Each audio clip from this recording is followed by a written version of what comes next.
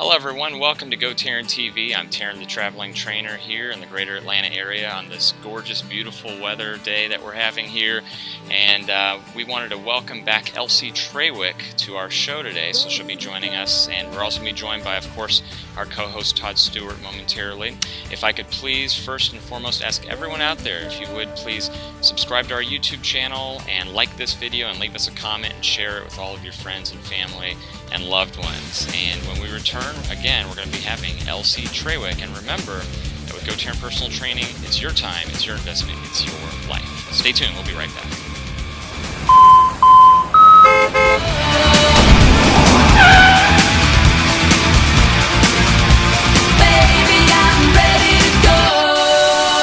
Hello everyone and welcome back. Again, we've got Elsie Trawick back with us. Elsie, how are you doing today? I'm doing great. How are you? Very good. Thanks for coming back on. And last time we had you on, we had a great time, of course. And just wanted to check in and see how everything's going. And I think you've got some good information for us today via presentation. Yes, I sure do. Excellent. What are we going to be talking about today?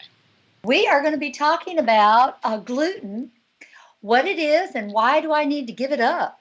Perfect. I love it. Excellent. So for the folks watching, how do we start out with if they're not familiar with the issues with gluten in food products and such? Well, a lot of people, the reason I want to bring this out, you and I have done this video before. Yes. A couple of years ago. I remember. The reason I want to do it again is I was introduced to a person through a mutual friend. Okay. She has a wheat allergy. And she said to me, well, gluten is added to foods. And I was like, no, gluten is naturally occurring. So I thought, it's always a good thing to go back and repeat because not everybody, even if they have an issue, is aware or does research on their own, and they don't dig. So I think it's important to keep cycling this through, what gluten is, what you need to look for, why you need to think about it if you're having health issues. Because if you're not having health issues and your diet and your body are functioning fine, then you don't need to worry about it. Honestly, you don't need to worry about it unless you're having health issues. Then it should be a consideration if your doctors or your practitioners have not already identified trigger foods, sensitivities, other things like that. So it's important to know what it is. And so I'm going to jump right in. Gluten is a term used for a group of proteins that are found in wheat, rye, and barley. And that means all products related or made from wheat, rye, and barley. That includes beer. That includes all kinds of breads, pastas, pastries, cookies, and the other thing you need to be, so you've got all your flour-based products. All of those things contain gluten if they're made with wheat, rye, and barley, or any derivative of them. Then you've got malt, which is naturally occurring, and it's made from barley. Malt is put in vinegars. It's in beers. It's in other alcoholic beverages, so you need to look at that as well. Also, because gluten is a group of proteins, gluten is what makes bread elastic. What allows pizza tossers the ability to stretch these big crusts and make these wonderful pizzas. It makes the breads elastic and gives them that wonderful rich texture that we love so much. And because of that, gluten is used as a food additive in condiments, prepared mixes, seasonings, sauces, to keep them from separating. It's a binder because of its properties. It's used in a lot of things. So we need to watch for that. And also, it's found in medications, it's found in cosmetics, shampoos, conditioners, face creams, makeup, lipsticks, eye makeup.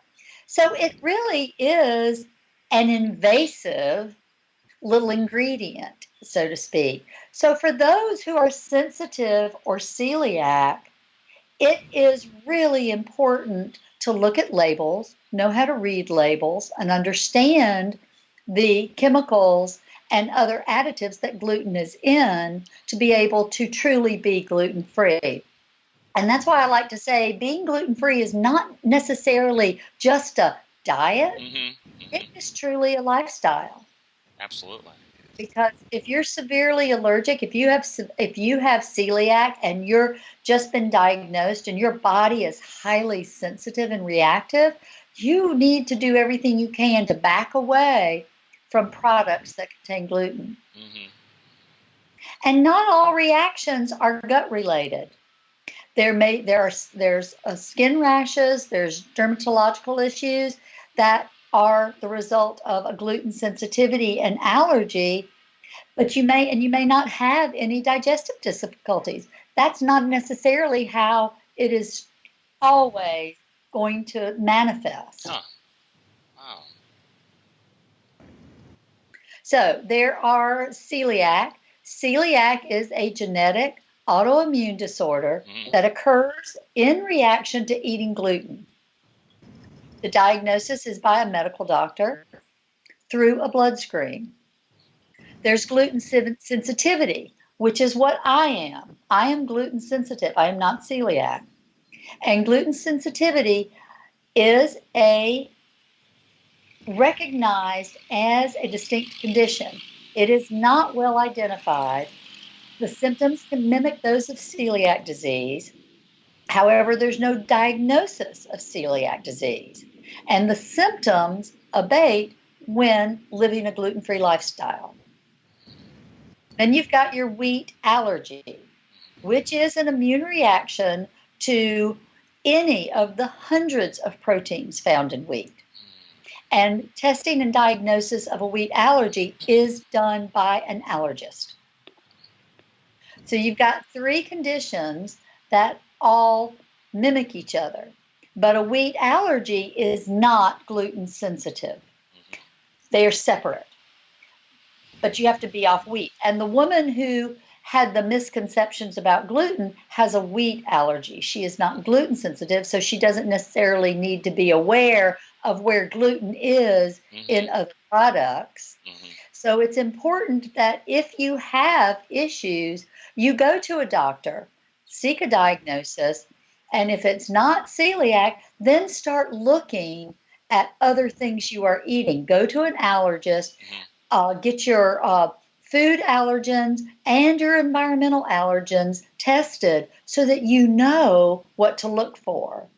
Because if you're suffering with something, don't just walk around and hit or miss. Really go to a doctor and try to figure out what the triggers are. Because even if you turn out it is celiac disease or you are gluten sensitive, it's good to know what environmental and food allergens you have, because then you know how to deal with it. Knowledge is power. Very true. Yes, it is. So, any questions before I move on?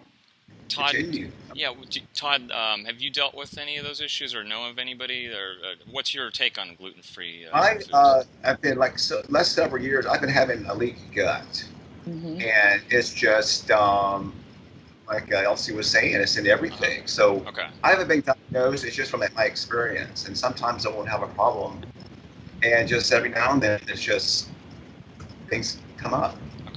Do you stay gluten free, or do you? I try to avoid anything from a box. If I see either gluten free on it, I'll purchase it. But I try to mostly stick with plants. But I do, some fish. And again, it's a challenge to go through this. Yeah. Well, yeah. Having health issues and not sure exactly, especially if you go to a doctor and you don't get a diagnosis, they're like, I just don't know what to do. They don't give you a definite cause reason. There's nothing for you to grab onto, and you're searching.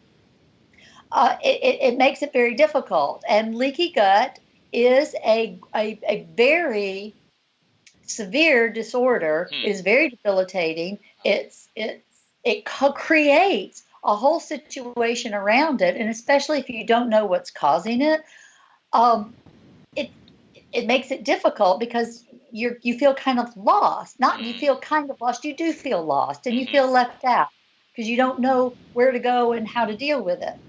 But one thing to consider in leaky gut situations there are other situations with the gut that can create that. Stress can be a huge trigger if you're under emotional, financial, physical stress. Are you getting enough sleep? Lack of sleep is a whole nother conversation we do need to have, because the issues that come up because of lack of sleep are very debilitating. So we've got lack of sleep, we've got stress. Then, are there food allergens? Do you have true allergies to other foods?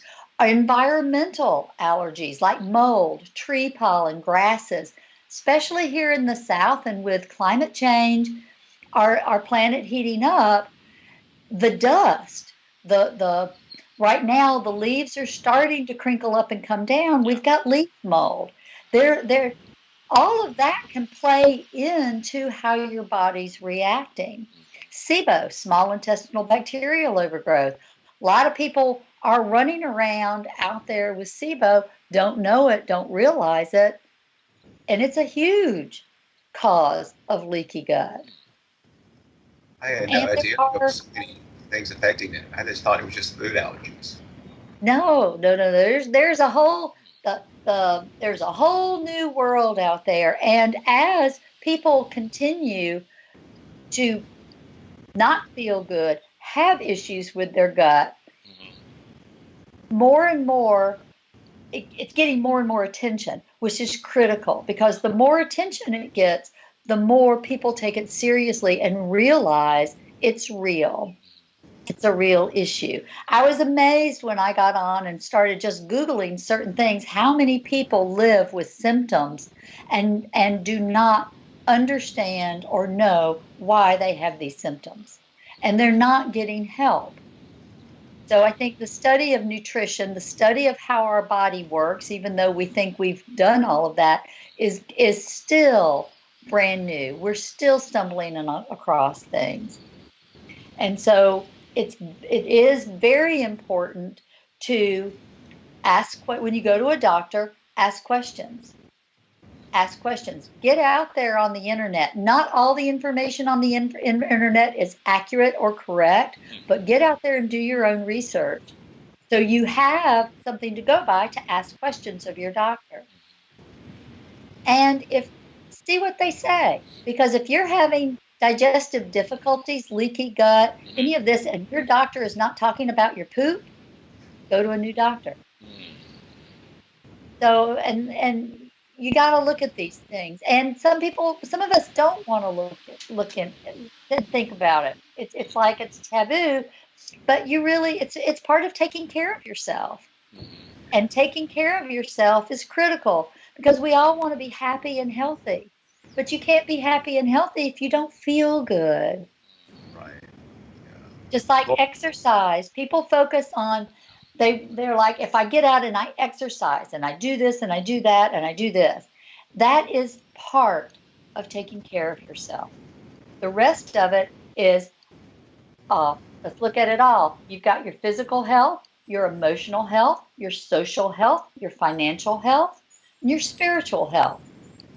All of those play into making us happy and healthy. And if our focus is shifting on any of this, that's okay. That's just life.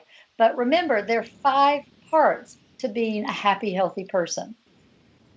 And they're all interwoven. They're all part of what make us up. So we really can't let one become dominant over the rest of them, because then we get out of whack. It's all connected. It is. Yeah. It is. So that's really important. Going back to gluten sensitivity, if you have symptoms, if you have a rash that won't go away and is undiagnosed, say your doctor says, "Oh, that might be some psoriasis," or take what they say seriously, get it checked out. Or if you've got a rash that is not going away on your hands, on your legs, on your arms, on your face, go to a dermatologist. Go to the appropriate doctor and get it checked out, because the dermatitis that is caused by gluten sensitivity is dermatitis hepatitiformis. We'll spell it. It's HERPETITIFORMIS. That's a mouthful. Wow. And it's a form of celiac disease. Also, gluten sensitivity can be related to depression.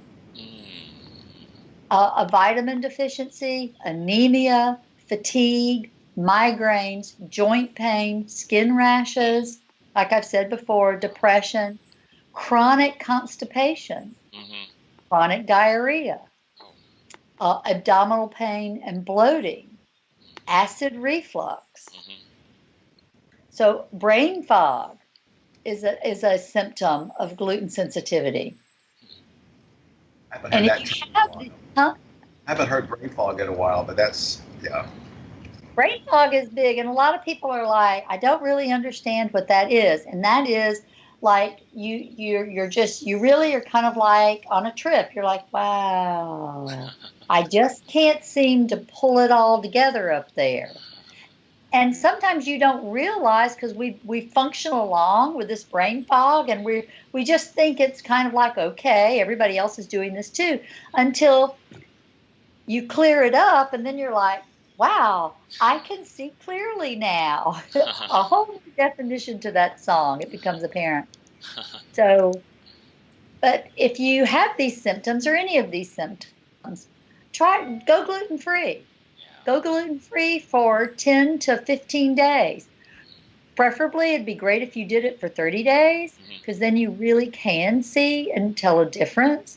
But sometimes that's hard. And also, if you have been living a gluten-free lifestyle and you've determined that you do feel better and you're going to go to your doctor, do not go back to eating your old way of life. Go eat a bunch of gluten. Go out for pizza. Have a couple of beers.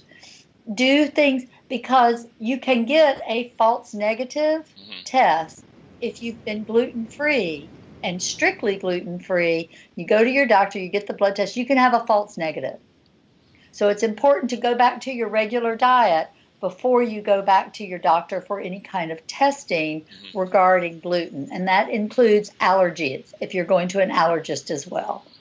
Go back to your regular diet so that you will have a true panel that they can relate to. Very good. Nice. Also, if you are now more than ever, gluten-free products are available. That also means that there is a lot of gluten-free junk food on the market. And not everything gluten-free, if you eat something that's gluten-free, not everything labeled gluten-free is truly gluten-free.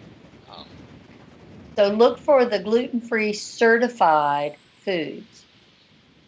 And also read your labels, because it may say this product is gluten-free, but it's packaged in a facility that processes wheat, tree nuts, soy, etc.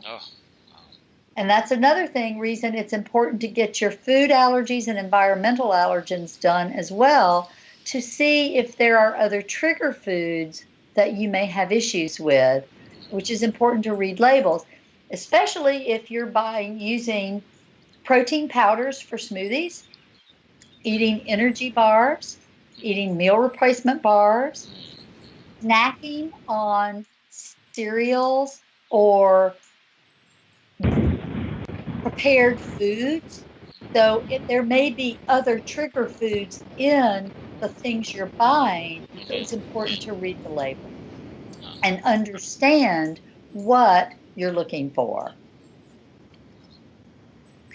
And then,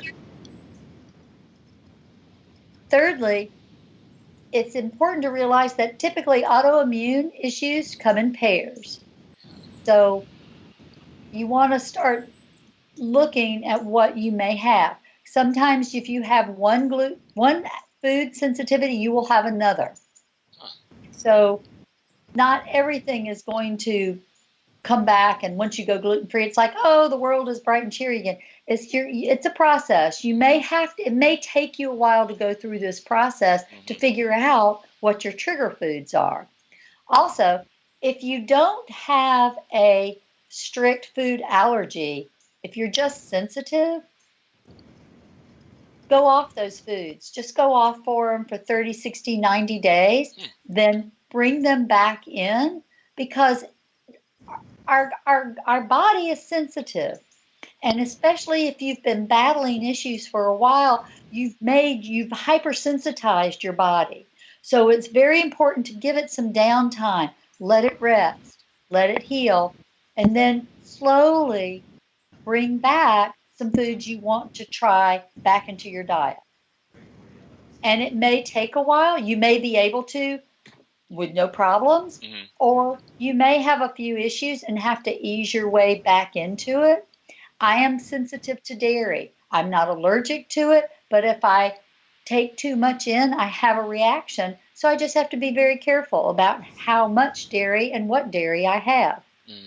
Soy is a huge trigger food for me. I just don't do well. And a lot of gluten-free foods use soy flour. And I have to realize that. So there are certain products I just leave out of my diet because they're made with soy flour. Now that's me personally. I have a trigger to soy. So I'm very careful. I stay away from it. But I look at labels for gluten-free foods that may have soy flour as a base. So I just leave those out. So and if you're having issues, you're not getting help, there are a lot of resources. Here in the Atlanta area and nationally, there's the Gluten Intolerance Group.